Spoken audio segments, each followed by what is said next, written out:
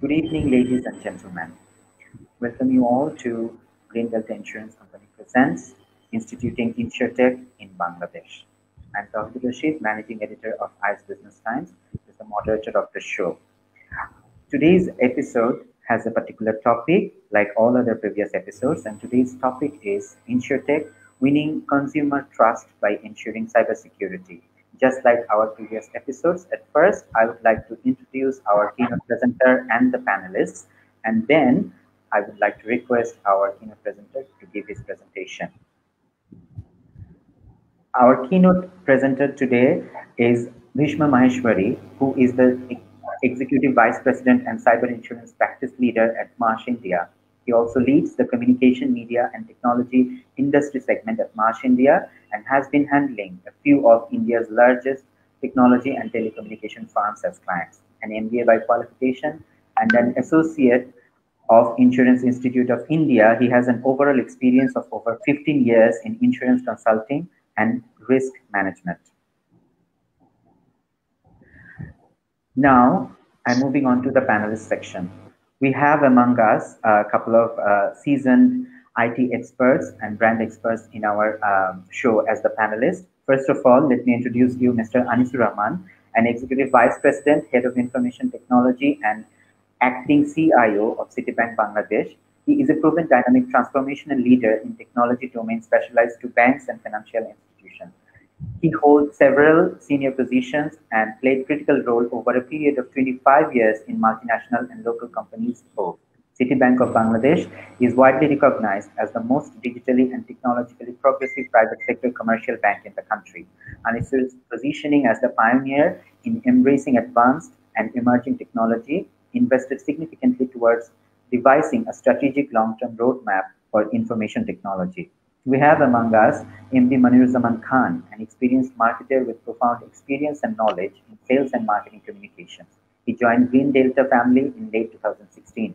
He is a seasoned professional in corporate communication, marketing campaigns, digital marketing, media and public relations, corporate affairs, driving value-based brand strategy with exemplary leadership attributes. Mr. Zaman started his career in the biggest MNC operating in telecom industry, Grameenphone, as a regional distribution officer. During his 12 years of career in Grameenphone, he worked in almost every avenue of business, including retail, distribution, channel, and customer marketing. Before joining Vindelta Insurance, he served as Deputy General Manager and Head of Consumer Engagement in Grameenphone. We also have among us Mr. Arif Shikdar. He is the Managing Director of Easy Fintech Limited. Surokkha, the largest insurance aggregation platform, is the brand of Easy Fintech Limited. Mr. Shikdar is a successful entrepreneur in banking, NGO, and IT sector. He is a sponsorship shareholder of NRB Commercial Bank Limited and CEO of Ambala Foundation and Ambala IT Limited. Mr. Shikdar is also a social worker. Shapna Jatra is one of his wholehearted initiatives where he provides all financial assistance up to the master's level education to a significant number of students. Last but not least, we have among us Mr. Shahadat Hussain, IT specialist information and cybersecurity at the BISD project of IDRA under the Ministry of Finance. Mr. Shahadat is an ICT professional with 10 plus years of mixed professional experiences in the field of IT, telecommunications, and infosec. He started his career as an IT faculty member in the US Software Limited, then worked as a project engineer in multi-vendor telecommunication implementation project under Universal Technology Company Limited with Huawei Technologies Company Limited and Nokia Siemens Networks in QB's TI project and site expansion project of Ruby Axiata Limited. He has worked with a couple of projects as an IT consultant. One of these are ICT expert for Sheikh Hasina Software Technology Park, Jashore, ICT infrastructure design for Imperial Hospital Limited, Chittagong. Very recently, he left World Bank office after serving there for more than 3 years in Information Technology Solution Department at the World Bank Group. Currently, he is working as a consultant as Bangladesh Insurance Sector Development Project, BISDP, under Insurance Development and Regulatory Authority. Dear audience, thank you for staying with us. Now we are getting into the actual event. I'd like to request Mr. Maheshwari to give his keynote presentation. Thank you. Thank you, Mr. Rashid. Thank you for a very, very generous introduction. and good evening all, and hello from India. I would like to share my screen here because I have a few slides to be presented. So let me just do that. Okay, so hope you guys are able to see my screen. So good evening once again, and thank you for joining us today at this webinar hosted by Green Delta Insurance Company Limited, and I'm thanking them once again to call me for the keynote. Um, as you know, I'm from India, and both the countries have a lot of similarities. In fact, Bangladesh, just like India, I feel is at the cusp of a digital revolution which is happening in the country. Technology has become an integral part of our daily lives. And what greater example than this, that we are all meeting here today, amidst this coronavirus pandemic on a platform, and spending this evening together, trying to learn from each other. So not to waste much time, I would take you through some of these slides. Basically, the topic, when I was asked to present the keynote today, I was thinking about technology advancement and how it has changed our lives. Today. Today, everything is done on technology. We need not go to banks for any kind of work. We need not go out of our houses to do any kind of work, and technology is being added to every aspect of our life. So we have heard about fintech, we have heard about insurtech, we have heard about food tech. So everywhere it is a technology which is being integrated on our system. This whole pandemic situation has only accelerated that advancement. Now we all know that today the world is going through this large health and economic crisis. Population lockdowns are there, closed borders, unemployment has gone up. So there is a lot of bad news around. But this bad news has also got some silver lining in it. Now, what is the silver lining? Many companies have started focusing on near-term survival, and then this quest of the survival, what they've done is they're becoming more and more digital. So a very nice WhatsApp joke was going around some time back, that if you ask a CEO of a firm that who has made you more digital, it's not the chief technology officer, it's not the board, but it's the pandemic which has made these organizations going more digital. Now, while it's a joke, but that's the reality of life as well, because a lot of companies have gone digital. Work from home has become norm. Banks, if you ask about them, they have accelerated their whole digital journey. So this pandemic has created a lot of opportunities as well. Now, when we talk about risks, this pandemic has created. So this is a particular diagram which we use from the World Economic Forum, that most of the risks are now interconnected in nature. When you talk about infectious diseases, which is this pandemic which has created, this has also led to a lot of other risks and issues across the world. Now, one of them is food crisis. Then there is critical infrastructure failure. There is issues related to data frauds, unemployment, fiscal crisis. But two of the large issues which stand out are, and which are of more importance to us, are cyber attack and data fraud risk. Now, we all know, because of this pandemic situation, one portion of population which has made merry is the cyber attackers. They have actually created a havoc in the country. There are a lot of ransomware attacks which are happening. There is a lot of phishing attacks which are happening, and this is what brings us to our focus area today, of today's discussion, which is cyber risks. Now, when we talk about digital touchpoints in Bangladesh, and this is all data which I could figure out from the internet which is available, GSMA intelligence, or some of the websites, that Bangladesh is at, as I said, is at the cusp of digital revolution. There were around 45 million smartphone users in 2017. This number is slated to touch at 138 million by 2025. Mobile payments have increased to tremendous levels. More than $2.35 million of payments are being done funds are being mobilized through mobile payments. Pandemic has also increased a lot of internet banking base. Card-based e-commerce transaction has gone up by 30%. Electronic fund transfer is almost 80.3%. It's increased. Bangladesh has now become the fifth largest smartphone market in the Asia Pacific region. Now, what all this signifies that yes, there is a lot of uptake when it comes to technology in Bangladesh. The millennials, our young population, is hooked to their mobiles, are hooked to digital technology, but this whole technology advancement also creates some kind of risk. Now, what is at risk then? Our personally identifiable information is at risk. Now everything is on mobile. We use credit cards, we use mobile wallets, we use different platforms to make different kind of transactions. So our personally identifiable information is right there, out there, in the dark web, on the internet, freely available. Our card information, the payment card information is available. Our personal health information, PHI, is available to the government. Now, all this also means that there is a lot of risks which we foresee. As they say, with opportunity there is risk. So while we use digital technology to ensure that the processes become better, it helps us in our overall lifestyle, but it also increases a lot of data privacy risk simultaneously. And one thing, which definitely will help all the firms to ensure that their technological advancement will go up is the trust which they can create in their customers' mind. And with trust, I can talk about two things which largely forms a trust: transparency and safety. How transparent are you when you are doing in your dealings? When you're taking somebody's personally identifiable information, as a firm, are you transparent enough to tell them which all areas their information will be used?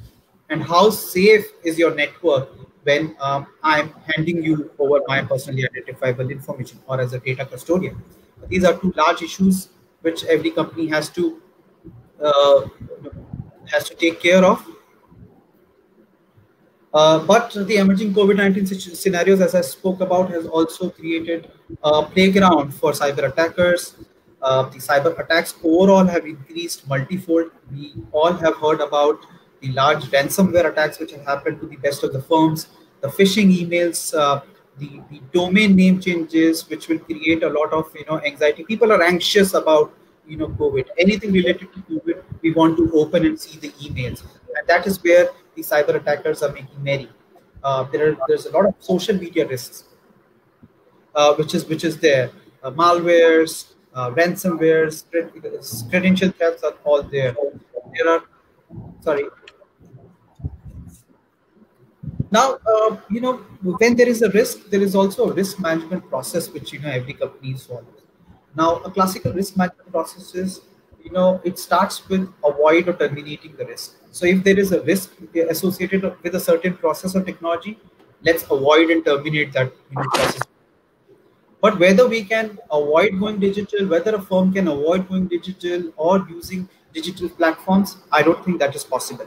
So the next step, to mitigate the risk is to mitigate by having best of the class infrastructure, to have processes and training people, and to ensure that there is a enough transparency and safety when you are running your processes. And this is where I think my fellow panelists, some of them are CISOs, this is where their role becomes very important, that how they can make their systems much more secure. But even after doing everything possible, there is no 100% safety. In fact, in the cybersecurity parlance, they say you can never avoid a determined hacker. If a hacker is determined to hack you, he will find a way to hack the systems, and that is where the transfer of risk comes into play. So how can you transfer the risk? There are solutions which are available to transfer the risk, and one of them is cyber insurance. It's important that a firm invests while their priority is to invest in mitigating the cyber risk. but it's also important they find a balance and also invest in the right risk. Now, believe me, as I said, that a firm will definitely get hit by a cyber attack. If it's not already got hit, it will. But as they say, you don't lose if you get knocked down. If there is a cyber attack, and enough and more cyber attacks have happened across the world, that's not going to knock you down. But you lose if you stay down, which means if you are not prepared to get back, to respond to that cyber attack, that is where you lose the game. A firm will lose the game. And this is where cyber insurance becomes very, very important. Now, when you talk about cyber insurance, I'll just touch few major points on what an insurance solution will offer. It covers it's an insurance policy. It's an insurance cover, and like any other insurance cover, it comes up with certain coverages. It covers you for losses when something goes wrong, and what it covers. It covers any firm for a privacy liability and regulatory fines. So, if a firm, as a custodian of data, if they have lost the data which they were supposed to protect, if that has got compromised, the people can sue you. The data subjects can sue that firm. Now, that costs of defending themselves, and also if there are damages, is picked up by this particular section of the policy. It also covers them for regulatory fines and penalties. We all know that there is GDPR, which is there in European Union. Similarly, Bangladesh may come up with their own data protection acts or guidelines. If there are regulatory fines and penalties, this gets picked up. Similarly, there are data breach costs. So I'll be talking about these in the next few slides. So largely first party and third party coverages. Data breach cost means that any kind of first party expenses or forensics which a firm does expend immediately after a cyber attack, that gets covered under the policy. So you call for a third party forensics, you call for IT experts to find a root cause, all that cost also gets picked up. There is something called network business interruption. Just to give you an example, a bank is working on digital network, and if the network is down and they suffer a business interruption loss, they're not able to generate their revenues. Even those kind of losses gets picked up under the policy. Data restoration, another very, very important point to highlight. A lot of ransomware attacks which we have heard have happened in the recent past. Companies like Marriott and Equifax and a lot of large companies have been hit by data breaches event, and their data has been encrypted. Now, to restore the data, you can do two things. Either you pay ransom to the hacker and get your data back, or you try and restore your data by yourself. And believe me, these are very, very costly affair. So data restoration costs are also getting picked up under the policy. Restoration of corrupted data. Event management, breach response, as I said, is a covered item. Cyber extortion is nothing but ransomware attacks. That gets covered. Third-party coverages, privacy liability, regulatory fines and penalties, even network security liability, where your system is being affected and it's being used to get into a third-party system. Even those kind of liabilities gets picked up under the policy. So at the end, I would like to say that cyber risk is real, it's there, and every firm is exposed to that cyber risk. But the firm which are more prepared, both in terms of mitigating the risk and also in terms of transferring the risk to a right solution, will come up much better, will rise much better in case of a cyber attack. And this is where the whole trust issue comes in. If a firm has a better preparation, has better processes, people, technology in place, will definitely win more trust from its clients and will do much better in the future. With that, I would end my keynote session here, and back to you, Mr. Rashid.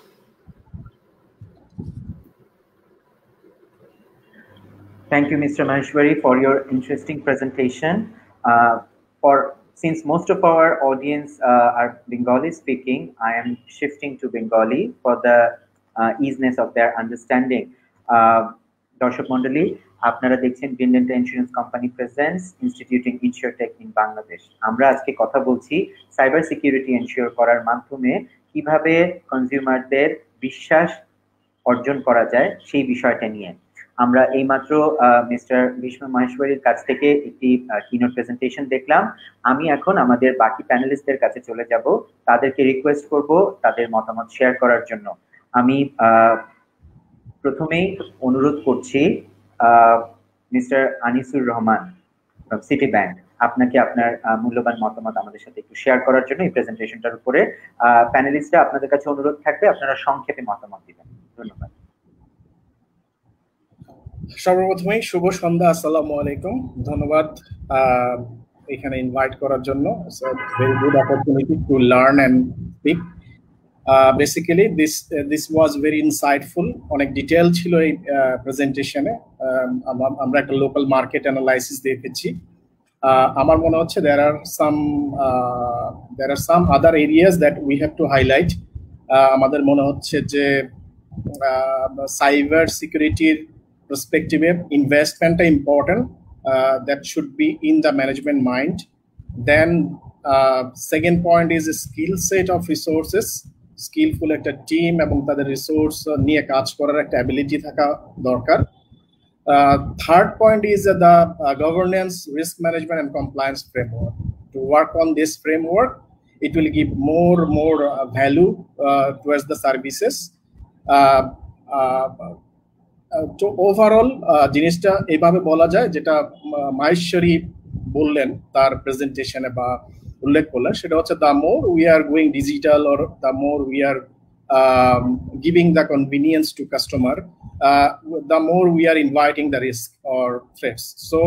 So highly secured organization definitely build the trust of the customers. That's the my opinion.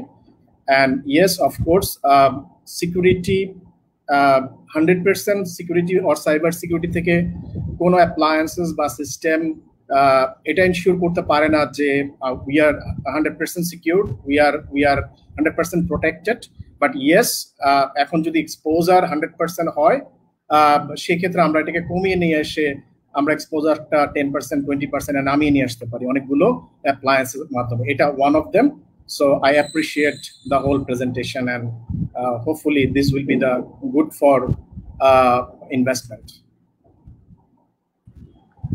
ধন্যবাদ আনিস ভাই আপনার মতামতের জন্য। আমি এখন চলে যাচ্ছি জামান ভাইয়ের কাছে, গ্রিন ডেল্টা ইন্স্যুরেন্স কোম্পানি। জামান ভাই, আপনার মতামত যদি একটু শেয়ার করতেন।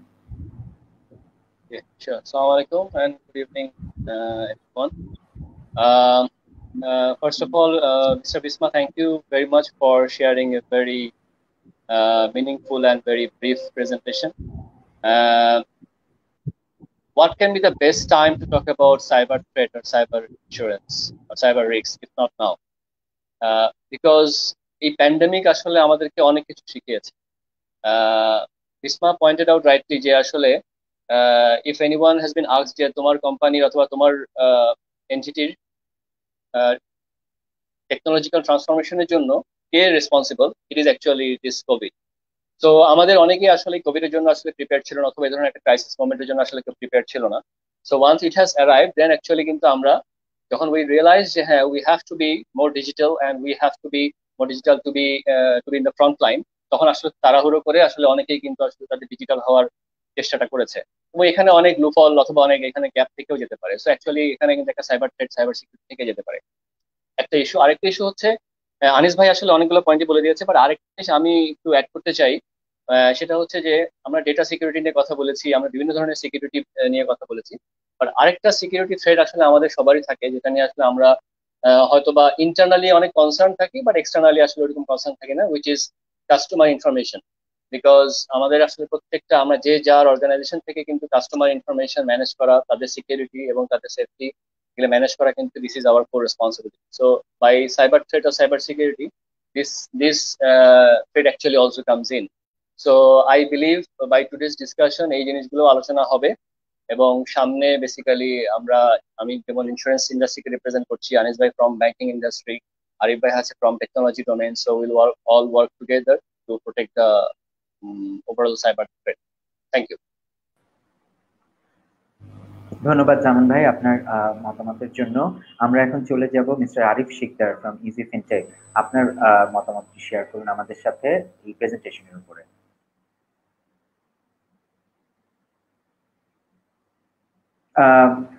মিস্টার আরিফ, আপনার মাইকটি আনমিউট করতে হবে আপনাকে। সরি। ধন্যবাদ আপনাদেরকে এমন একটি গুরুত্বপূর্ণ প্রোগ্রামে আমাকে সুযোগ দেওয়ার জন্য। এবং একটা নাইস প্রেজেন্টেশন। আমার কাছে যেটা মনে হয়, আমরা এই যে কোভিড এর মধ্যে যেই আমাদের বাংলাদেশে স্পেশালি বিশেষ করে টেকনোলজি বিষয়ে অনেক দূর আমরা এগিয়ে গেছি এবং কাজ করছি। আমাদের যেমন টেকনোলজিতে আমরা এই কোভিড সিচুয়েশনের কারণে খুব দ্রুত এগিয়ে গেছি এবং টেকনোলজি নিয়ে অনেক কাজ হয়েছে, সেই সাথে সাথে আমাদের সাইবার সিকিউরিটিটাও খুব গুরুত্বপূর্ণ ইস্যু হিসেবে দাঁড়িয়েছে। এখন আমাদের বাংলাদেশের প্রেক্ষাপটে আসলে আমার কাছে যেটা মনে হয়, আমাদের এটা খুবই গুরুত্বপূর্ণ ইস্যু এবং আমাদের ম্যান পাওয়ার ক্রাইসিসটা একটা গুরুত্বপূর্ণ বিষয়, যার ফলে আমরা সিকিউরিটি ইস্যুতে আমরা অনেক কিছু করতে পারি না। তারপরে যে একটা বিষয় আছে যে এই সাইবার সিকিউরিটি ক্ষেত্রে যে ইনভেস্টমেন্টের দরকার, সেটার ক্ষেত্রেও আমরা খুব কৃপণতা বোধ করি। সো সব দিক থেকে আসলে এই বিষয়টা খুব গুরুত্বপূর্ণ একটা ইস্যু যে আমাদের সাইবার সিকিউরিটিতে কাজ করার দরকার, এবং যে গুরুত্বপূর্ণ প্রেজেন্টেশন দিয়েছেন এটা আসলেই আমাদের জন্য এই মুহূর্তে খুব গুরুত্বপূর্ণ। আশা করছি যে আমরা এই বিষয়ে আরো ডিসকাশন হবে এবং গুরুত্বপূর্ণ পয়েন্ট বের হয়ে আসবে। ধন্যবাদ সবাইকে।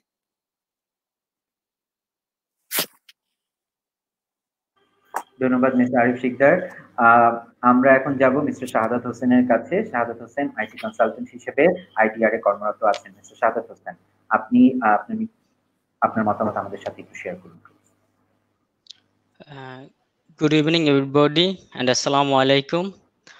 কিনোট স্পিকার যে পয়েন্টগুলো বা আউট করছে, এগুলোর মধ্যে আমি যেটা আমাদের যে ক্রিপ্টো অ্যাটাক, যেটা আপনার ওনাক্রাই, যেটা নিয়ে উনি কথা বলছে, এগুলো আমরা যেহেতু এখানে সবাই ইন্স্যুরেন্সের মেইন ডাটাটা হচ্ছে financial data, health insurance data এবং PII, that means personally identifiable information, এগুলো আসলে ইন্স্যুরেন্স কোম্পানিগুলো কন্টেইন করে।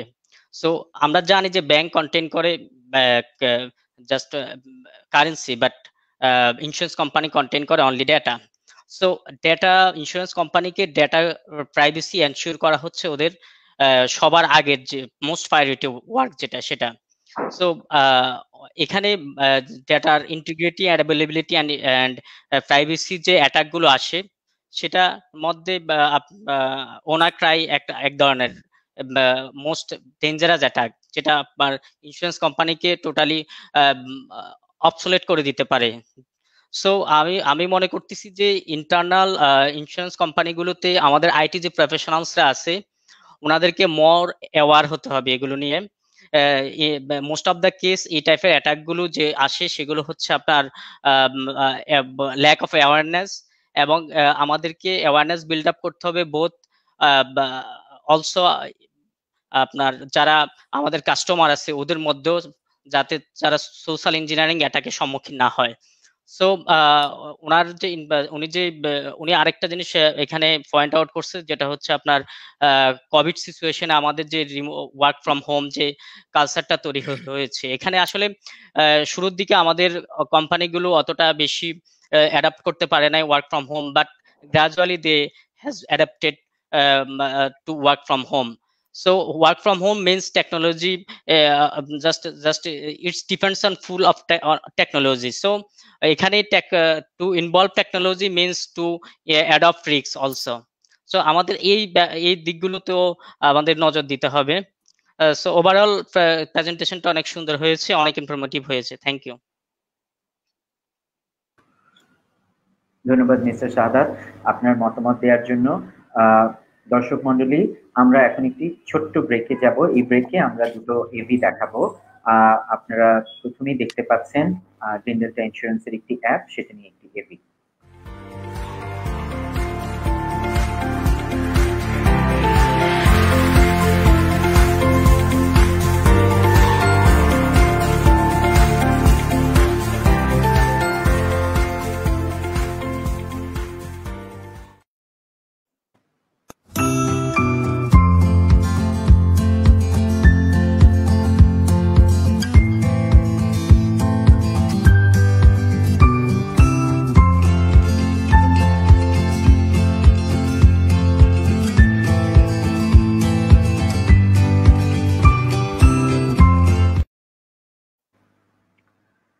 Welcome back to Green Delta Insurance Company presents Instituting InsurTech in Bangladesh. আমরা ওয়েবিনারের এই পর্যায়ে ইন্ডিভিজুয়াল কোয়েশ্চেন্স রাউন্ডে চলে যাচ্ছি। আমি প্রথমেই প্রশ্ন করতে চাচ্ছি মিস্টার আনিসুর রহমানকে। মিস্টার আনিসুর রহমান, আপনি আমাদের সাথে আছেন? জি, আপনার মাইকটা একটু আনমিউট করতে হবে। জি, আছেন আপনি আমাদের সাথে? জি, আনিস ভাই। জি জি, আপনার জন্য কোয়েশ্চেন।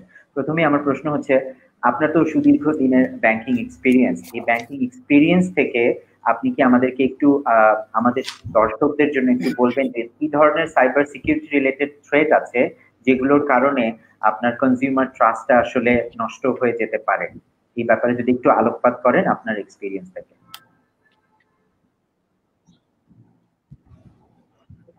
আচ্ছা, সো এইটা আসলে খুবই একটা বৃহৎ কোশ্চেন, অনেক বড় কোশ্চেন। সো সংক্ষিপ্তভাবে বলার চেষ্টা করছি। সো এটা ইট ডাজন্ট ম্যাটার যে এটা হচ্ছে bank or insurance company, cyber security is a big chapter. Basically এটাকে কন্ট্রোল করার জন্য আমার ফ্রম মাই পার্সপেক্টিভ অথবা ব্যাংকিং ডোমেনে আমরা দেখি এটাকে কয়েকটা লেয়ারে। সো অ্যাকর্ডিংলি আমাদের সাইবার সিকিউরিটি প্রোটেকশনের জন্য অনেকে বলা হয় ইনফরমেশন সিকিউরিটি, অনেকে বলা আইটি সিকিউরিটি। এই জিনিসগুলো প্রোটেক্ট করার জন্য আমরা 5 লেয়ার্স অফ ডিফেন্স বলি। সো এই প্রত্যেকটা ডিফেন্স যখন ব্রেক হয় তখন আসলে বা ব্রিচ হয় due to many reasons, so তখনই আসলে যে কোনো একটা bank or non bank financial institutions বিপদে পড়তে পারে যে কোনো কিছু কম্প্রোমাইজ হলে। আমরা বলি ইনফ্রাস্ট্রাকচার সিকিউরিটি। ইনফ্রাস্ট্রাকচার সিকিউরিটিতে আমরা যেমন নিয়মিতভাবে যদি আমরা পেনিট্রেশন টেস্টিং না করি, ভালনারেবিলিটি অ্যাসেসমেন্ট না করি, সেগুলোর জন্য বেশ কিছু টুল পাওয়া যায় মার্কেটে। সো ওগুলো ইউজ করে আমি জানি না যে ফুল নেটওয়ার্ক বা ইনফ্রাস্ট্রাকচারে কতটুকু অ্যাসেসমেন্ট করা হয়। ব্যাংকে করা হয় কিন্তু নিয়মিতভাবে under the regulations from Bangladesh bank. But ইন্স্যুরেন্সে আমার মনে হয় যে এগুলো চালু করা উচিত। ইন্স্যুরেন্স কোম্পানিগুলোতে নেটওয়ার্ক ট্রাফিক মনিটর করা উচিত ইনফ্রাস্ট্রাকচারের মধ্যে। নেক্সট জেনারেশন ফায়ারওয়ালগুলো ইমপ্লিমেন্ট করা উচিত। সফটওয়্যার ডিফাইন্ড নেটওয়ার্ক বা এসডিএন ইমপ্লিমেন্ট করা উচিত। সিকিউর ডিএনএস ইমপ্লিমেন্ট করা উচিত। দেন ওয়্যারলেস যে প্রিভেনশন সিস্টেমগুলো আছে, এন্টি ডিডস অ্যাটাকের জন্য যেগুলো করা হয় সেগুলো করা উচিত। Privilege access management is one of the things, যেখানে হচ্ছে অ্যাক্সেস গুলো কম্প্রোমাইজ হতে পারে। সো এটা হচ্ছে ইনফ্রাস্ট্রাকচারের ব্যানারে আমরা যদি বলি, ইনফ্রাস্ট্রাকচার ভালনারেবিলিটি চলে আসতে পারে বা ইনফ্রাস্ট্রাকচারে প্রবলেম হতে পারে, সেই ধরনের জিনিসগুলোকে বদার করতে পারে কাস্টমার। যেটা কম্প্রোমাইজ হতে পারে যে কোনো ধরনের অ্যাক্সেস কম্প্রোমাইজ হলে ইনসাইড অর আউটসাইডার্স এর মাধ্যমে। Then coming to application security. Application security আসলে এগেইন আমাদের মনে হয় যে প্রত্যেকটা কোম্পানিরই, ব্যাংক অর ইন্স্যুরেন্স, সবার একটা ইনভেন্টরি থাকা উচিত, how many applications they have. ওই অ্যাপ্লিকেশনসগুলো রেগুলার টেস্ট করা সিকিউরিটি পয়েন্ট অফ ভিউ থেকে, যেটাকে পেনিট্রেশন টেস্টিং বলে, ভালনারেবিলিটি অ্যাসেসমেন্ট বলে, এই ধরনের জিনিসগুলো করা। সোর্স কোড স্ক্যান করা উচিত যারা in-house development করেন বা something, even though it is outsource, but source code গুলো ভালনারেবল কিনা, যেটাতে কোনো ফিশিং অ্যাটাকের সম্ভাবনা আছে কিনা। দেন ওয়াফ আমরা বলি, ওয়েব অ্যাপ্লিকেশন ফায়ারওয়াল বলি, যেগুলো হচ্ছে যে কাস্টমার ফেসিং সাইট অ্যাপ্লিকেশন মোর রিস্কি। একটু আগে আমরা অ্যাপ দেখলাম যে অ্যাপটা হয়তো বা কাস্টমাররা ইউজ করবে। সো একটা পাবলিক ডোমেনে হোস্ট করা জিনিস থেকে জিনিসগুলোকে বেশি রিস্ক ক্যারি করে বা সিকিউরিটি থ্রেট ক্যারি করে compare to the internal domain. So এগুলো অ্যাক্সেস এগুলোকে মেজার করার জন্য কিন্তু স্পেসিফিক কিছু ওয়ে আছে এবং তার প্র্যাকটিস গ্লোবাল প্র্যাকটিস থেকেও পাওয়া যায়। এগুলো একটা নিয়মের মধ্যে চলে, একটা ফ্রেমওয়ার্কের মধ্যে চলে। এই টোটাল জিনিসটার মধ্যে নিয়ে আসা দরকার। থার্ড পয়েন্ট আমি বলবো যে এন্ড পয়েন্ট সিকিউরিটি, অর্থাৎ এন্ড পয়েন্ট বলতে বোঝাচ্ছি যে আমরা কিন্তু অনেক ডিভাইস, অনেক পিসি, ল্যাপটপ, মোবাইল, ট্যাব, এগুলো আমরা আমাদের স্টাফদের দিচ্ছি ইউজ করার জন্য। সো এই ডিভাইসগুলোর সিকিউরিটি এনশিওর করার জন্য একইভাবে অনেকগুলো অ্যান্টিভাইরাস, তারপরে হচ্ছে এনক্রিপশন মেকানিজম, হোস্টের সিকিউরিটি, সো ওগুলো কিভাবে একটা অ্যাক্সেস দেওয়া হচ্ছে, এবং ইমেল দিয়ে অনেক ঘটনা ঘটছে ওয়ার্ল্ডে। সো এগুলো কিভাবে এগুলোর জন্য প্রপারলি এডুকেট করা, যে কিভাবে ইউজ করতে হবে, সেই এন্ড পয়েন্ট সিকিউরিটি গুলো কিন্তু আইটি টিম বা ইনফরমেশন সিকিউরিটি টিমকে এনশিওর করতে হবে। ফোর্থ লেয়ার অফ ডিফেন্সে আমি বলি ডাটা সিকিউরিটি। ডাটা সিকিউরিটি আসলে ডেটা বিকাম বিগ, আমার মনে হয় যে আর একটু ডিটেল হয়তো আমি পরে বলবো, but data security, data loss prevention থেকে বাঁচার জন্য, এটা ট্রেন্ড অ্যানালাইসিস জন্য ডেটাবেজ অ্যাক্টিভিটি মনিটরিং টুল পাওয়া যায়। তারপরে হচ্ছে ডেটা ব্যাকআপ ম্যানেজমেন্টে কি হচ্ছে, এটা কি হাতছাড়া হয়ে যাচ্ছে কিনা, এটা প্রপারলি লকড কিনা, সিকিউর কিনা, সেগুলো দেখা উচিত। So as a whole this 4 layer of defence actually combined with the cyber security, যেখানে হচ্ছে একটা ইনসিডেন্ট রেসপন্স টিম থাকে, একটা সিকিউরিটি ইনফরমেশন ইভেন্ট ম্যানেজমেন্ট থাকে, দেন হচ্ছে যে ইউজার এডুকেশনের অ্যাওয়ারনেসের পার্টগুলো থাকে, এগুলোকে রেগুলার ইন্টারভেলে এগুলোকে চর্চা করতে হয়। আরো সামনে আরো অনেক অনেক দুর্দান্ত জিনিস আমরা দেখতেছি যে মার্কেটে যেগুলো পাওয়া যাচ্ছে, যেমন thread intelligence, post base, network base investigation or forensic analysis আমরা বলি। এই জিনিসগুলো না থাকলে যেটা হচ্ছে, যে আমি যেটা বলতে চাচ্ছি, যে সিকিউরিটি লেয়ারের infrastructure, application, end point, data or what ever, যে কোনো লেভেলে কোনো ধরনের একটা কম্প্রোমাইজ হলে এই যে কোনো ধরনের একটা ইনসিডেন্ট ঘটতে পারে। মেবি দ্য বিজনেস যেটা আর্ন করলো একটা দীর্ঘ সময়, যেটা যেটা একটা কোম্পানি আর্ন করলো বা রেভিনিউ জেনারেট করলো, সেটা হয়তো বা 1 মিনিটের ব্যাপার, যেটা একটা ফ্রডালেন্ট অ্যাক্টিভিটিস এর মাধ্যমে কোনো একটা গ্রুপ বা কোনো একটা সাইবার অ্যাটাক বডি বা ইভেন ইন্টারনাল ট্রেন্ড দেখা যায় যে ইন্টারনাল লোক কম্প্রোমাইজ করে অনেক সাইবার সিকিউরিটি ইনসিডেন্টের সাথে ইনভলভ হয়ে যায় due to many attractive offers and many things. So প্রত্যেকটা জিনিসই আমাদের এই জায়গাটায় টোটাল ফ্রেমওয়ার্কটা একসাথে কাজ করতে হবে। It's not only to protect the infrastructure, only to protect the application, only to protect the endpoint devices or the data. It's overall framework to work with. Thank you. ধন্যবাদ আনিস ভাই আপনার প্রশ্নের উত্তরের জন্য। আমি এখন চলে যাব জামান ভাইয়ের কাছে। জামান ভাই আছেন আপনি আমার সাথে? জি জি আছি। জি জামান ভাই, আনিস ভাই বললেন যে আমাদের এখানে কি কি ভাবে আসলে কি কি ধরনের সাইবার সিকিউরিটি রিলেটেড থ্রেট থাকতে পারে, এবং যেটার কারণে আসলে আপনার আমাদের যারা গ্রহীতা আছেন তাদের কাছে তাদের বিশ্বাস নষ্ট হতে পারে। কিন্তু আমরা জানি যে আপনার ইন্স্যুরেন্স ইন্ডাস্ট্রিতে অলরেডি লোকজনের একটা অবিশ্বাসের বিষয় কাজ করে। এই why is this lack of trust about insurance industry in Bangladesh? আপনি কি এই বিষয়ে একটু আলোকপাত করবেন? জানেন? শিওর। দেখুন, বাংলাদেশে insurance industry has been working or somehow their presence in for more than 40 years. বাংলাদেশে রাইট নাও 79টার মতো লাইফ এবং নন লাইফ মিনিয়ে কোম্পানি কাজ করছে, যেখানে টোটাল যদি বলি এমপ্লয়ি বেস ইজ অ্যারাউন্ড 15,000, ব্রাঞ্চের সংখ্যা যদি বলি অ্যারাউন্ড প্রায় 7,000 7,500-এর মতো যদি বলি ব্রাঞ্চের সংখ্যা আছে পুরো বাংলাদেশে। বাট স্টিল 17 কোটি দেশের মানুষের the penetration is less than 1%. Can you believe it? এটার একটা বড় কারণ হচ্ছে আসলে এই ট্রাস্ট ইস্যু, যেটা আপনি বললেন তৌহিদ ভাই। People somehow don't trust insurance. Still, insurance is a social taboo in our country, and somehow people has a fear on insurance. তো এটা তো আসলে একদিনে হয়নি, তাই না? এটা আসলে একদিনে হয়নি। তো এটা দিন দিন এটা একটা সময় পাইল আপ হতে হতে আজকের এই অবস্থানে এসেছে। বাট আই মাস্ট টেল যে আগের থেকে সিচুয়েশন অনেক চেঞ্জ হয়েছে, but still there has been a big trust issue. তো আমার কাছে মনে হয় যে এই ট্রাস্ট ইস্যুটা হয়েছে বাংলাদেশে যে 79টা কোম্পানি কাজ করছে। আই বিলিভ এর মধ্যে most of the companies are doing pretty good, ethically they are doing pretty good. But আমার আসলে বলতে এটা কষ্টই হচ্ছে যে there few players in the market যারা আসলে they are not playing ethically. So এই ইস্যুটার কারণে বেসিক্যালি আমাদের যারা কনজিউমার, আমাদের যারা ক্লায়েন্ট, তারা আসলে তারা লুজার হচ্ছে, তাদের কোনো না কোনো ভাবে তাদের স্বার্থ এখানে ব্যাঘাত হচ্ছে। এই কারণেই বেসিক্যালি আসলে যুগ যুগ ধরে অথবা বছরের পর বছর ধরে এই ট্রাস্ট ইস্যুটা হয়ে আসছে। সো এই ট্রাস্ট ইস্যুটা আসলে দূর করার জন্য আসলে আমরা, আপনারা জানেন যে Green Delta is the market leader in non life segment. We have been working for last so many years, এবং আমরা আসলে আমাদের একার আসলে ট্রাস্ট ইস্যু তো গ্রো করলে হবে না, এটা একটা ইন্ডাস্ট্রি পার্সপেক্টিভ, এটা একটা ইন্ডাস্ট্রি পারসেপশন, এবং সেটার জন্য I must tell our regulatory commission IDRA, তারা রিলেন্টলেসলি কাজ করে যাচ্ছে। আমি তাদের সাথে কয়েকটা প্রজেক্টে তাদের সাথে আমি কাজ করেছি এবং করছি। তারা রিলেন্টলেসলি কাজ করে যাচ্ছে এই যে ট্রাস্ট ইস্যুটা, সেটাকে আসলে কিভাবে এনহ্যান্স করা যায়, এটার একটা একটা হেলদি একটা কম্পিটিশন মার্কেট এস্টাবলিশ করার জন্য, হেলদি একটা এনভায়রনমেন্ট ক্রিয়েট করার জন্য আমাদের রেগুলেটরি কমিশন কাজ করে যাচ্ছে।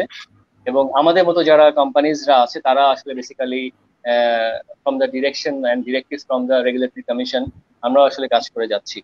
সো সো যেটা বললাম আর কি, আপনি যে আমাকে কোশ্চেনটা করেছিলেন, the reason behind the trust issue, এটা বেসিক্যালি আমার কাছে হচ্ছে বেসিক্যালি যে there are few unethical players, I must, মানে যারা আসলে বেসিক্যালি মেবি কনজিউমারদের যে স্বার্থ আসলে যেভাবে আসলে রক্ষা করা উচিত সেভাবে আসলে রক্ষা হচ্ছে না। এই কারণে বেসিক্যালি এই ট্রাস্ট ইস্যুটা। সো টেকনোলজি দিয়ে আসলে এই ট্রাস্ট ইস্যুটা কিন্তু আসলে দূর করা সম্ভব। আমি যদি বলি, দেখেন আজকে আনিস ভাই আছে এখানে, he represent from the banking industry. So আজ থেকে 7-8 বছর আগে যখন আসলে বাংলাদেশে এমএফএস আসেনি, তার আগে ব্যাংকিং ইন্ডাস্ট্রির পেনিট্রেশন কেমন ছিল এবং এখন ব্যাংকিং ইন্ডাস্ট্রির পেনিট্রেশন কেমন হয়েছে। আমি ব্যাংকিং ইন্ডাস্ট্রি বলতে বোঝাচ্ছি আসলে এখানে ব্যাংক এবং আনব্যাংকড যাদেরকে বেসিক্যালি এমএফএস টা ট্যাপ করছে। So it has grown a mile, it has grown a mile and it is growing very big now. So technology কিন্তু বেসিক্যালি আসলে এই যে আস্থার ব্যাপারটা এটাকে গ্রো করাচ্ছে। এমএফএস কোম্পানি আসছে বাংলাদেশে, ডিএফএস কোম্পানি আসছে বাংলাদেশে, পিএসপি কোম্পানি আসছে বাংলাদেশে। এরা কিন্তু আসলে সবাই মিলে বেসিক্যালি এই ফিনান্সিয়াল ইনক্লুশন ব্যাপারটাকে একটা একটা ডিফারেন্ট লেভেলে নিয়ে যাচ্ছে। And insurance also being part of the financial inclusion. Insurance আসলে এখনো আসলে ওই জায়গায় যেতে পারেনি, but I strongly believe that topics we are discussing on today, the cyber security and the broader head, the insurtech, I believe these two combinedly can actually win the consumer heart. And going forward, and the trust issue যেটা আমাদের আছে, ইনশাআল্লাহ সেটা আসলে pretty soon এই trust ইস্যুটা আসলে overcome. Thank you. ধন্যবাদ জামান ভাই আপনার উত্তরের জন্য। মিস্টার শাহাদাত হোসেন ফ্রম আইটিআরএ, আপনি আছেন আমাদের সাথে? জি, আপনার মাইকটা আনমিউট করতে হবে। ইয়েস। জি শাহাদাত ভাই, আপনার কাছে আমার প্রশ্ন, জামান ভাই এই মাত্রই বললেন যে আমাদের ট্রাস্ট ইস্যুটা কেন এত severe in the insurance industry, এবং উনি বললেন যে technology can play a huge role. আপনি তো একজন আইটি কনসালটেন্ট হিসেবে ইন্স্যুরেন্স ডেভেলপমেন্ট এন্ড রেগুলেটরি অথরিটিতে আছেন। আপনার কি মনে হয় যে কি ধরনের আইটি ইনফ্রাস্ট্রাকচার আসলে এই ধরনের নতুন একটি ইনোভেশনের ব্যাপারে জনগণকে উৎসাহিত করতে পারে? Thank you. আসলে এই ক্ষেত্রে আমাদের একটা প্লাস পয়েন্ট আছে, সেটা হচ্ছে আপনার ইন্স্যুরেন্স পলিসি যারা নিচ্ছে এদেরকে যদি আমরা দেখি তাহলে ওরা বেশিরভাগই হচ্ছে ট্যাক্স হেভি পিপল। হ্যাঁ, এটা হচ্ছে মোর কনজিউমার বেস দ্বারা। সো এটা একটা পজিটিভ দিক। সো আমরা through technology implementation, through digital enhance digital platform, mobile based digital platform, then advertising, social and professional media to support to buy decision making, then restructuring IT infrastructure to support a new product delivery process. তারপর আপনার infrastructure, যদি আমরা IT infrastructure is blockchain technology introduce করতে পারি, যেটা transparency and integrity ensure করে, big data analysis introduce করতে পারি to make a demographic data on the user, and artificial intelligence, IoT. আমি কয়েকটা ইন্স্যুরেন্স কোম্পানির বাইরে দেখছি যে আইওটি ইমপ্লিমেন্ট করে তারা ফায়ার যে ইন্স্যুরেন্স গুলো এগুলোর যেখানে ম্যান অ্যাক্সেস সম্ভব না সেখানে গিয়ে ওরা ইন্সপেকশন করে। সো এগুলো যদি যখন একজন একটা পলিসি হোল্ডার দেখবে যে এইভাবে টেকনোলজি গুলো ইউজ হচ্ছে to claim process, settlement, so এই তখন দেখা গেছে আপনার মানুষের মধ্যে ট্রাস্ট তৈরি হবে। সো এগুলোকে আমাদের আইটি ইনফ্রাস্ট্রাকচারে অ্যাডপ্ট করতে হবে।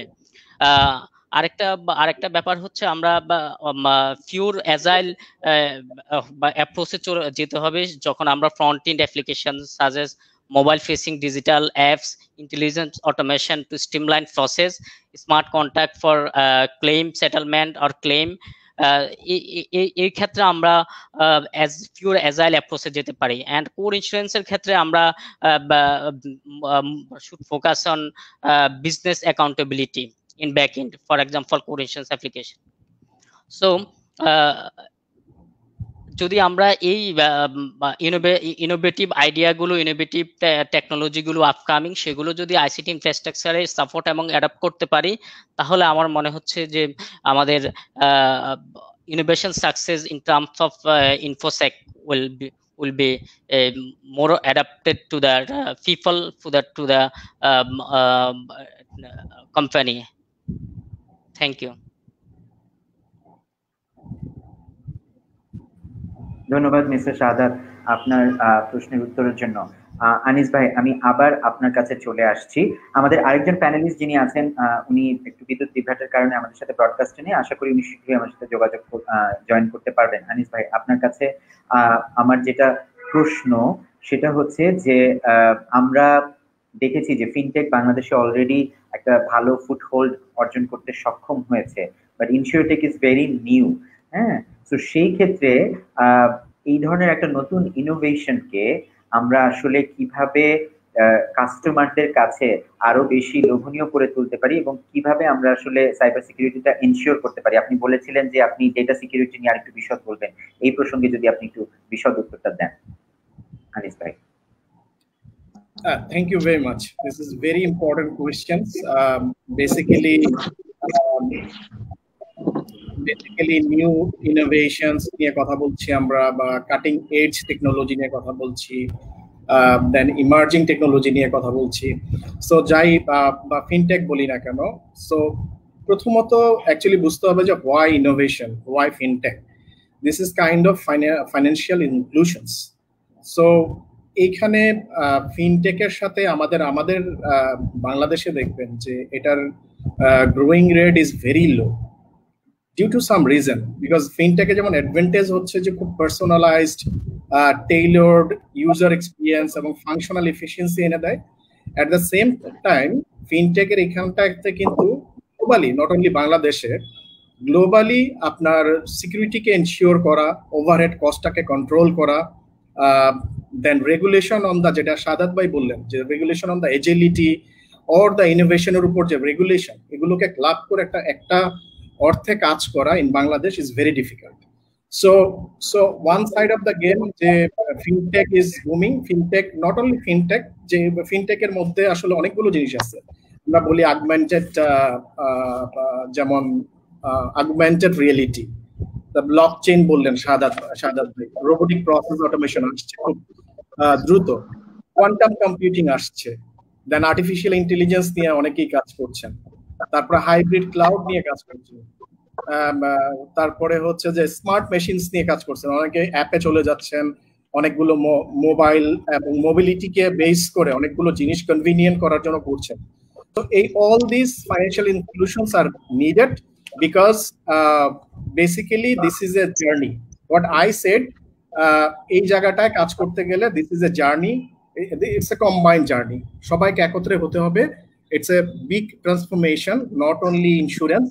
I would say যেটা ডেটা বা বিগ ডেটা সম্পর্কে শাহাদাত ভাই বললেন, ওটাকে আমি যদি আরেকটু সাপ্লিমেন্ট করি, এলাবোরেট করি, এভাবে বলতে পারি আমরা, we have data like bank একটা পার্টিকুলার ডেটা হোল্ড করে, ইন্স্যুরেন্স কোম্পানি আরেকটা পার্টিকুলার ডেটা হোল্ড করে, ব্যাংক যে সমস্ত জিনিস হোল্ড করে maybe kind of 20% similar but 80% similar হবে না। টেলিকম কোম্পানিজ কিন্তু তাদের হাতে আরো কিছু ডেটা আছে, গভর্নমেন্ট অথরিটিজের কাছে কিছু ডেটা আছে, ইলেকশন কমিশনের কাছে ডেটা আছে, দেন আমাদের এখানে এমএফএস যাদেরকে বলছেন বা ফিনটেক কোম্পানি যারা আছে তাদের কাছে আছে। So we have to work all together in a single platform that may give us better platform to give work together, because এই যে ডেটা গুলোকে ভ্যালিডেট করা এবং ডেটা এই প্রত্যেকের মধ্যে একটা একজন আরেকজনের সাথে ডেটা এক্সচেঞ্জ করার মাধ্যমে যে ট্রাস্ট অর্জন করা, যে আমার কাস্টমার বা আমাদের ব্যাংকের কাস্টমারকে আপনি চাইলে একটা ইন্স্যুরেন্স অফার করতে পারেন, আবার আমি একটা এমএফএস এর কোনো একটা ওয়ালেটে টাকা ট্রান্সফার করতে পারি, পুশ বা পুল দুটাই করতে পারি। অ্যাট দ্য সেম টাইম আমাদের টেলকোর সাথে যে সমস্ত ডিস্ট্রিবিউশন হাব গুলো আছে বা চ্যানেল গুলো আছে, ওগুলোকে ইউটিলাইজ করে আমরা মোবিলাইজ করা যায় কিনা, কোনো এইভাবে কোনো সার্ভিস ক্যাটার করা যায় কিনা, এগুলো সমগ্র টোটাল জিনিসটা নিয়ে ভাবতে হবে। ইটস নট অনলি যে ফিনটেক, আই উড সে যে টোটাল প্ল্যাটফর্মটা একসাথে কম্বাইনলি কাজ করার জন্য ভালো উদ্যোগ দরকার। ধন্যবাদ আনিস ভাই আপনাকে আপনার উত্তরের জন্য। আরিফ ভাই, আপনি আমাদের সাথে আছেন? জি জি আছি। আচ্ছা, ওয়েলকাম ব্যাক। আরিফ ভাই, আপনার কাছে আমার প্রশ্ন, আপনি তো সুরক্ষার সাথে আছেন, আপনার এই যে আপনারা এগ্রিগেটর হিসেবে যে কাজটা করছেন, আপনাদের আসলে এর পেছনে অনুপ্রেরণাটা কি ছিল? আপনি সুরক্ষার এক্সপিরিয়েন্স থেকে যদি আমাদেরকে একটু বলেন। ধন্যবাদ। আমি প্রথমে দুঃখ প্রকাশ করছি, আমার ইন্টারনেট প্রবলেমের কারণে আমি একটু থাকতে পারছিলাম না, তো আমি ব্যাক করতে পেরেছি। সো আসলে আমরা 2018 সালে আমরা কয়েকজন উদ্যোক্তা চিন্তা করলাম যে ডিজিটাল ফাইন্যান্সিয়াল সার্ভিস নিয়ে আমরা কাজ করব। তো এই সার্ভিসটা নিয়ে কাজ করতে গিয়ে প্রথমেই আমরা চিন্তা করলাম আসলে কি করা যায়, কোন বিষয় নিয়ে আসলে কাজ করা যায়। সেটা চিন্তা করতে গিয়ে আমরা আসলে খুঁজে বের করার চেষ্টা করলাম যে মানুষের আসলে প্রবলেম গুলো কোথায়, মানে কি কোন বিষয়ে মানুষ বেশি প্রবলেম ফেস করছে এবং সেটা আমরা ডিজিটালি সলভ করতে পারি। তো এরকম বিষয়কে নিয়ে যখন আমরা অ্যানালাইসিস করছিলাম, তখন আমাদের কাছে আসলো যে আমরা ইন্স্যুরেন্স নিয়ে কাজ করতে পারি। সেটা হলো কার ইন্স্যুরেন্স, ভেহিকল ইন্স্যুরেন্স। আমরা লক্ষ্য করলাম যে আসলে মানুষ ভেহিকল ইন্স্যুরেন্স করার জন্য এখন ইন্স্যুরেন্স কোম্পানিগুলির কাছে ছুটে যাচ্ছে, এবং এতে করে তার টাইম কস্ট যাচ্ছে এবং ফুয়েল কস্ট যাচ্ছে। সো এই দুইটা কস্টকে হিসাব করলে আসলে অনেক কস্ট। তো সেটা থেকে আসলে কিভাবে আসলে মানুষকে মুক্তি দেওয়া যায় এবং মানুষ যে কোনো স্থানে বসে তার ইন্স্যুরেন্সটা করতে পারে, সেটা নিয়ে আমরা চিন্তা ভাবনা করলাম। করি আসলে আমরা সিদ্ধান্ত নিলাম যে আমরা এই সেক্টরে কাজ করব। এছাড়া আসলে এটা যখন আমরা চিন্তা করলাম, তখন আসলে আমরা মার্কেট সার্ভে করলাম যে আমরা যে আসলে এই সেক্টরে কাজ করব, এটা মার্কেট সার্ভে করে আমরা দেখি আসলে কি পরিস্থিতি আছে।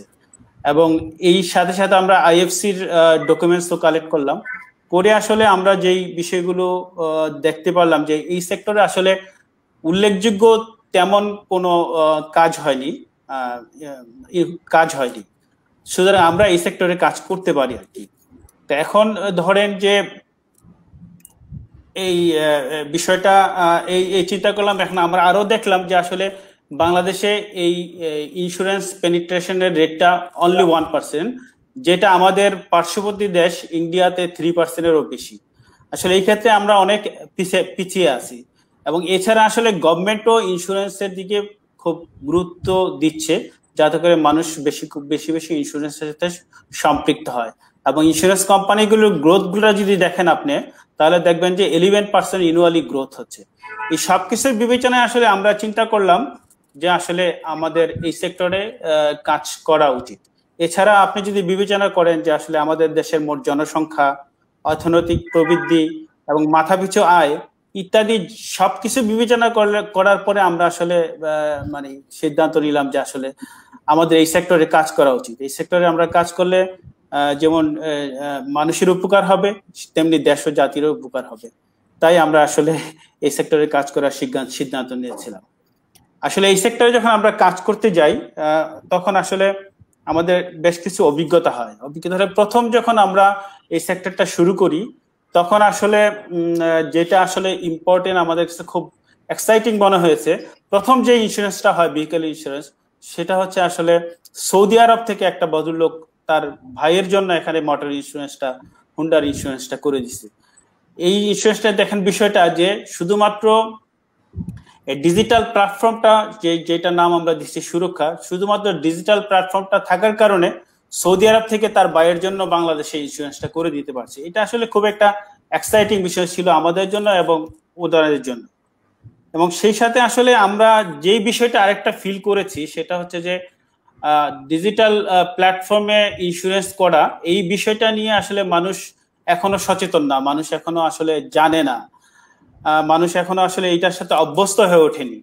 এই কারণে আসলে আমরা এই বিষয়টা নিয়ে মানুষকে জানানোর চেষ্টা করছি, কাজ করছি। এবং আমি খুব হ্যাপি যে গ্রিন ডেল্টা ইন্স্যুরেন্স এরকম একটা উদ্যোগ নিয়েছে, আমরাও তাদের সাথে আছি। মানুষকে এইটা একটা পার্ট মানুষকে আসলে জানানোর জন্য।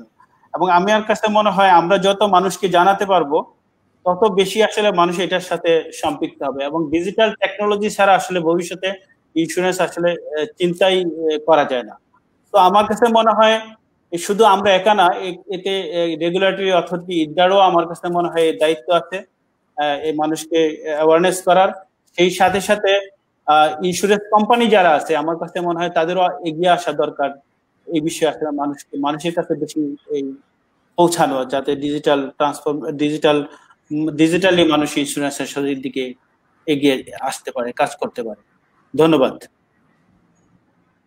ধন্যবাদ আরিফ ভাই আপনার উত্তরের জন্য। Panelists, I would like to request you to keep your answers brief. Now I would like to ask my next question to Zaman Bhai. Zaman Bhai, আপনি আছেন আমাদের সাথে? Zaman Bhai, আমরা শুনছিলাম ইনসিওরটেক নিয়ে। আমার দ্বিতীয় প্রশ্ন আপনার কাছে, since you are a very seasoned brand marketing professional, কি ধরনের কমিউনিকেশন বা brand marketing initiatives enabled by technology can actually help people gain better trust on the system?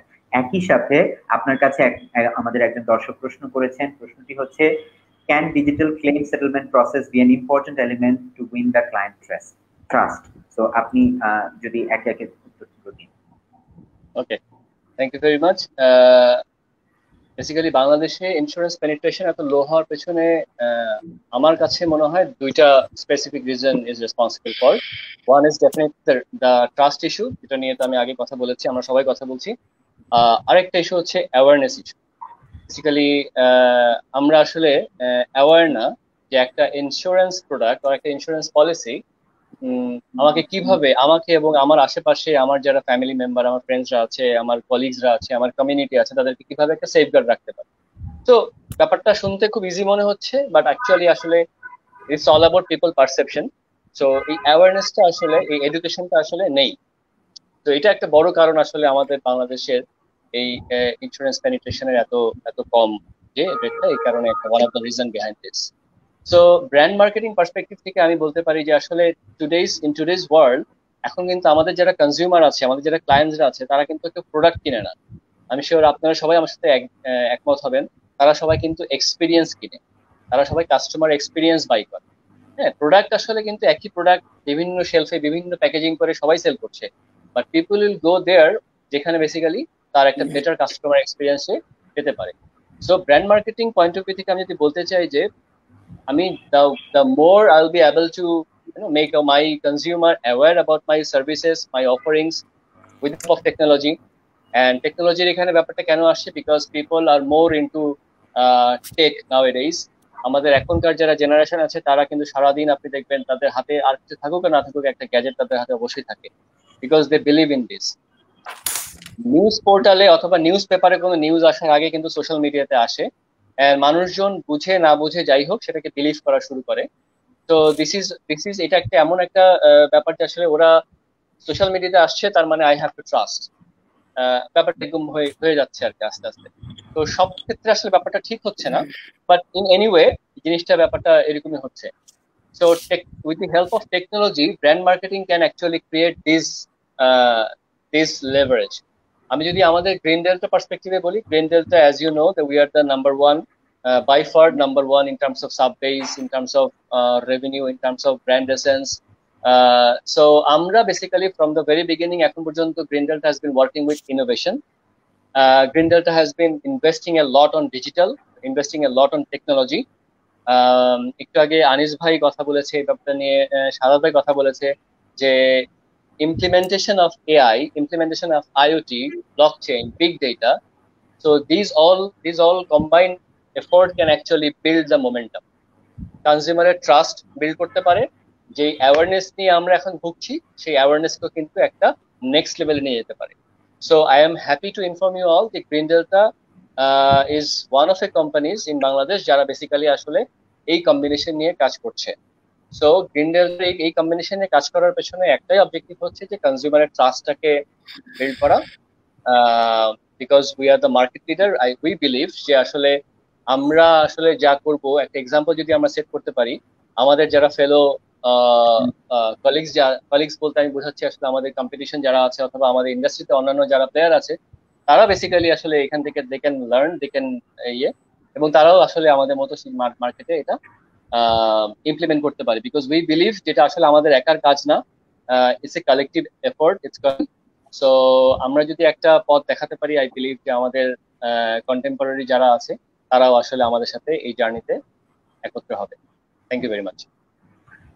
জামান ভাই আপনার কাছে আরেকটা প্রশ্ন ছিল, সেটা হচ্ছে যে how can be change the attitude of insurance companies while assessing client claim, as it has been tough, they are always negative towards the claim.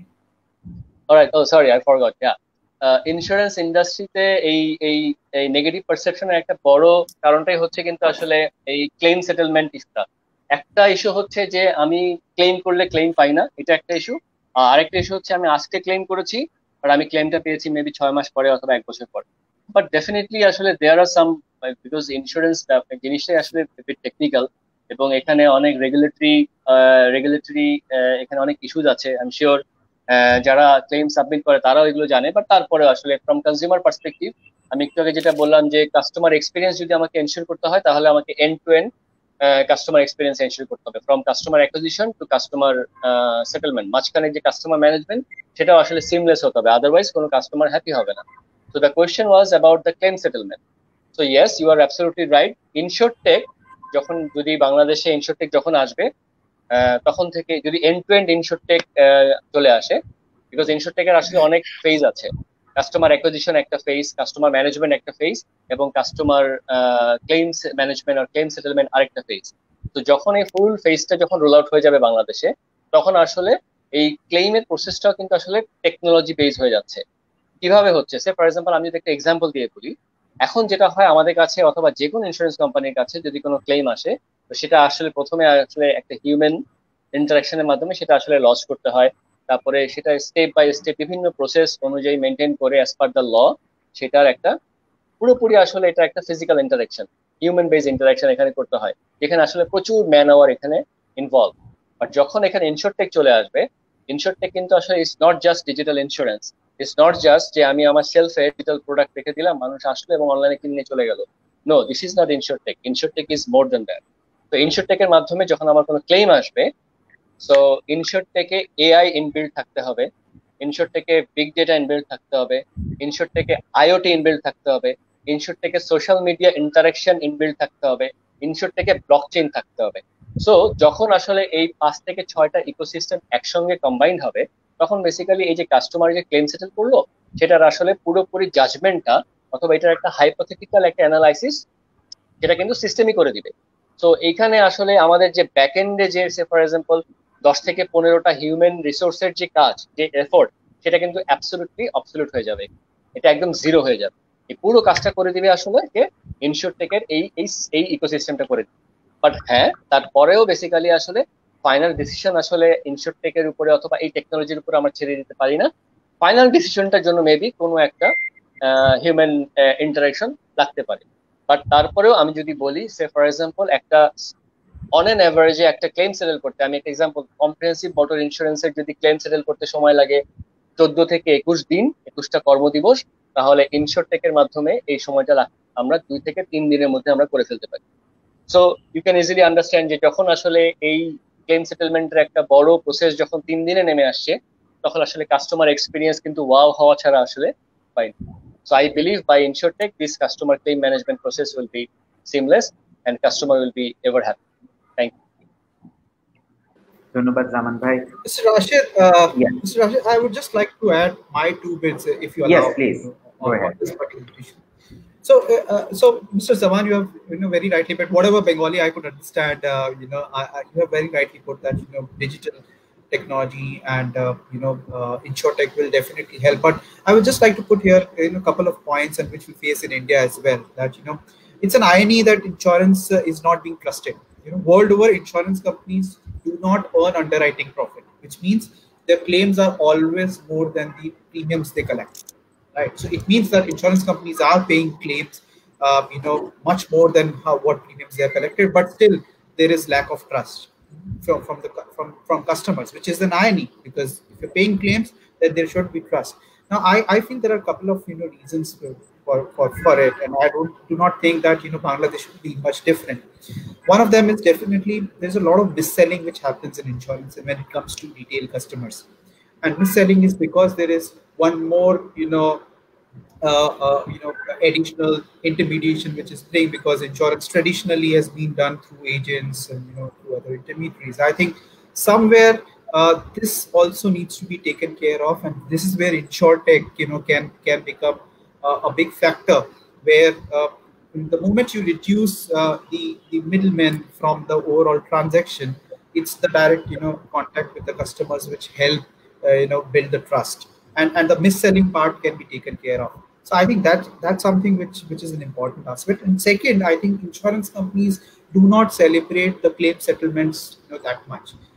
So while you settle 100 claims, that will not make a news, but one bad settlement makes a hue and cry. And this is where customers, retail customers, look at insurance companies from that eye. They have settled 100 claims, but no one talks about that. That one bad claim is being spoken about. So I think insurance companies also, and this is what we try and do in India as well, that we should celebrate the claim settlements also. That should also come across and maybe reinforce with the customers that yes, if you've bought the right kind of insurance, you've made the right claim, the claim will get settled. I think that those are my comments. Thank you, Mr. Maheshwari. My next question is with Mr. Arif Sikdar. Arif bhai আছেন আমাদের সাথে? জি আছি।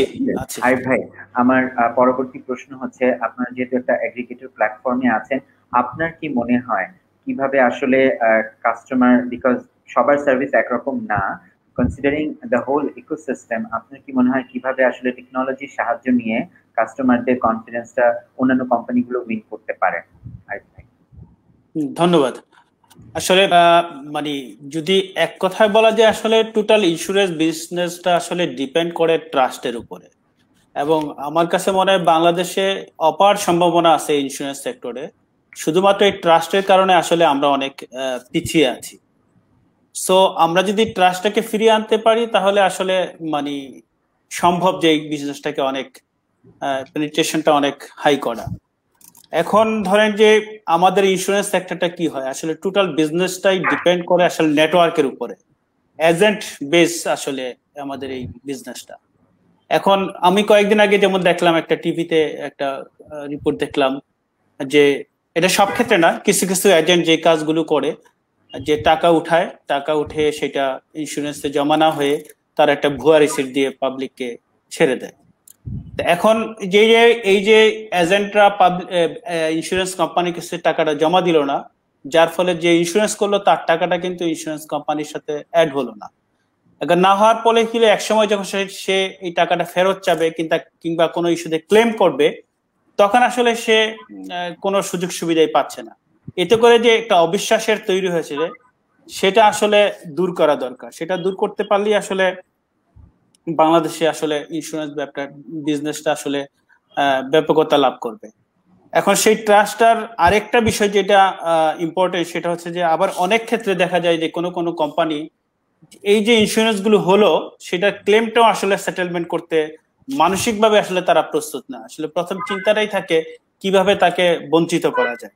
আসলে কোম্পানিগুলোকে আসলে এই মানসিকতা থেকে বের হয়ে আসতে হবে। আমি আবারও বলছি, এটা সবার ক্ষেত্রে না, সব কোম্পানির ক্ষেত্রে না, বাট এরকম ঘটনা ঘটছে। এগুলো থেকে কোম্পানির কাছেও আসলে বের হয়ে আসতে হবে। এখন আসলে এই বিষয়গুলো আসলে কিভাবে সম্ভব, এই বিষয়গুলো আসলে সম্ভব আসলে টেকনোলজির মাধ্যমে। যদি আমরা টোটাল সেক্টরটাকে ডিজিটালাইজেশনের মধ্যে নিয়ে আসতে পারি, তাহলে আসলে এটা সম্ভব। যদি আমরা ইন্স্যুরেন্সের প্রিমিয়াম ডিপোজিট এবং ক্লেম সেটেলমেন্ট ইত্যাদি বিষয়গুলো যদি আসলে ডিজিটালাইজেশনের মাধ্যমে টেকনোলজি বেসড আমরা করতে পারি, তাহলে আসলে স্বচ্ছতা ফিরে আসবে, সুশাসন ফিরে আসবে।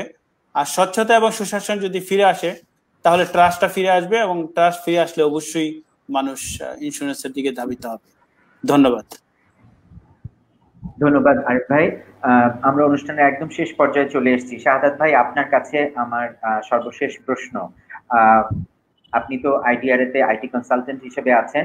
আমরা অবশ্যই বারবার করে বলছি যে কনজিউমারদের ট্রাস্ট আসলে আমাদের ফিরিয়ে আনতে হবে, কিন্তু আমরা যেসব কোম্পানি কাজ করছে সেসব কোম্পানিদের মধ্যে সাইবার সিকিউরিটি রিলেটেড অ্যাওয়ারনেস বাড়ানোর ব্যাপারে আইডিআর থেকে আসলে কি ধরনের দিক নির্দেশনা বা কর্মপন্থা আশা করতে পারি?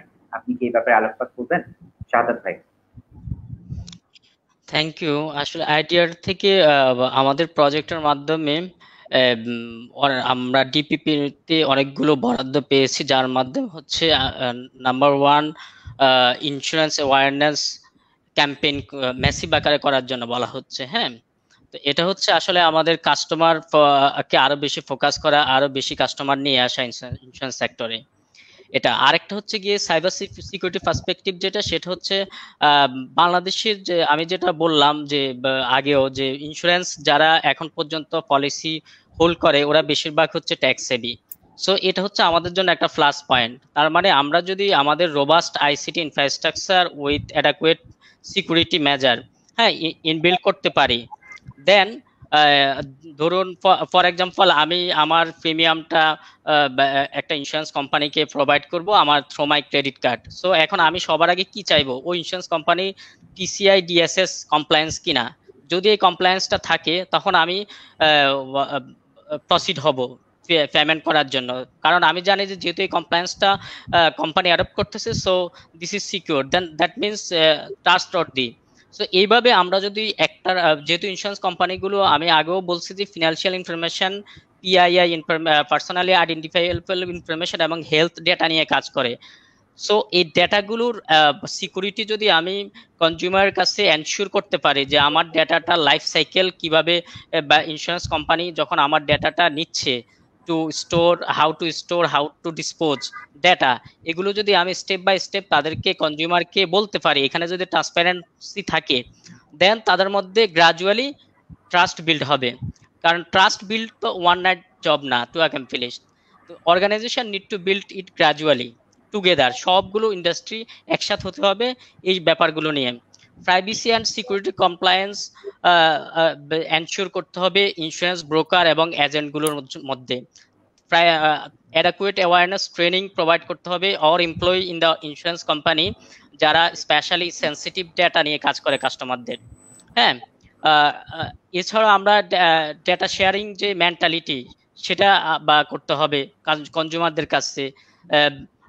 তাদের ডেটাটা আমরা কিভাবে কালেক্ট করতেছি, কিভাবে স্টোর করতেছি, কিভাবে প্রসেস করতেছি, তার ডেটা লাইফ সাইকেলটা ইন্ট্রোডিউস করা তাদের মধ্যে।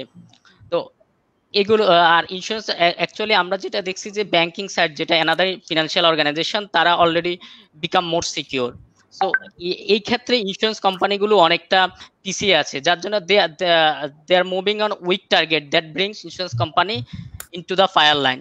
সো সাইবার অ্যাটাক যেটা হতে পারে ইন্স্যুরেন্স কোম্পানিতে, যখনই তারা অটোমেশনে চলে আসবে এবং অটোমেশনটা যখন তাদের কমপ্লিট হবে, যেটা সিকিউরিটি কম্প্রোমাইজ করে যখন কমপ্লিট হবে, দেন আস্তে আস্তে সিকিউরিটি থ্রেটগুলো বেড়ে যাবে। তখনই আমরা নিউজ পেপারে বড় বড় হেডলাইন দেখবো যে অমুক কোম্পানির কাস্টমার ডেটা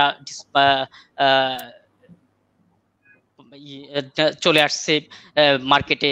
তারপর হচ্ছে এই ব্যাপারগুলো যখন আসবে তখন কিন্তু ট্রাস্টের যে ব্যাপারটা সেটা আরো কমে যাবে। সো আমাদের যখন টেকনোলজি অ্যাডাপ্ট করব আমরা, আমাদেরকে মনে রাখতে হবে যে আমরা যাতে অ্যাডাকুয়েট কন্ট্রোল এবং মেজারটা নিয়ে নেই, যাতে করে টেকনোলজির অ্যাডাপশনের মাধ্যমে আমাদের আবার বড় ধরনের থ্রেট ইন্ডাস্ট্রিতে চলে না আসে। সো এই ব্যাপারগুলো আসলে আমি বলতেছি যে এগুলো এনশিওর করাই আমাদের এখন ট্রাস্ট বিল্ড আপের জন্য এগুলো দরকার। শাহাদাত সাহেব, ধন্যবাদ। আপনি একটা বিষয় উল্লেখ করলেন যে আপনার কোম্পানিগুলোর মধ্যে বিভিন্ন ধরনের ট্রেনিং, সো দ্যাট ওনারা সাইবার সিকিউরিটি রিলেটেড বিষয়ে আরো অ্যাওয়্যার হয়। এরকম কোনো আপকামিং ট্রেনিং এর ব্যাপারে কি আপনি বলতে পারবেন? যে আপনি বললেন যে ট্রেনিং এর দরকার, বাট আইডিআরে কি এরকম কোনো ট্রেনিং বা কোনো কর্মসূচি নিচ্ছেন? এই মুহূর্তে এই প্রজেক্টে আসলে এই ট্রেনিং অ্যাওয়ারনেস গুলো হচ্ছে সাধারণ বীমা কর্পোরেশন এবং জীবন বীমা কর্পোরেশনের এমপ্লয়ীদের মধ্যে, হ্যাঁ, তাদের মধ্যে। আর অ্যাওয়ারনেস যেটা সেটা হচ্ছে মাস পিপলের মধ্যে, যাতে তারা ইন্স্যুরেন্সের প্রতি ইন্স্যুরেন্সের প্রতি আরো অ্যাডাপ্ট হয় আর কি এগুলো। আর প্রাইভেট যে ইন্স্যুরেন্স কোম্পানিগুলো আছে সেগুলোতে নর্মালি আমরা আসতেছি হচ্ছে যেটা ক্লেম সেটেলমেন্ট আইডিআরে করে, যেখানে অনেক ফ্রড হচ্ছে। তো এগুলো অটোমেটেড করা হচ্ছে মেইন টার্গেট এই ফেজে। দেন হয়তো এখন পর্যন্ত প্রাইভেট অর্গানাইজেশন ইন্স্যুরেন্স ইন্ডাস্ট্রিতে অ্যাওয়ারনেস ট্রেনিং প্রোভাইড করা এটা এখন পর্যন্ত প্ল্যানে নেই। বাট যেটা হচ্ছে প্রাইভেট অর্গানাইজেশন গুলোর ডিফারেন্ট টাইপ অফ ক্লেম গুলো যেগুলো বা আনসেটেলড বা যেগুলো নিয়ে কনজিউমাররা আনহ্যাপি, সেগুলো সেটেলমেন্টের ব্যাপারে অটোমেশনটা খুব মানে আসতেছে। ধন্যবাদ শাহাদাত সাহেব। দর্শক মন্ডলী, আপনারা দেখছেন Green Delta insurance company presence instituting insurtech in Bangladesh third এপিসোডের আজকে আমরা একদম শেষ পর্যায়ে চলে গিয়েছি। Mister Maheshwari, I have only one last question with you. Are you with us? You need to unmute your mic, Mr. Maheshwari. Yes, Sure. Thank you. So we have one question, and that is the last question of the webinar. And the question is,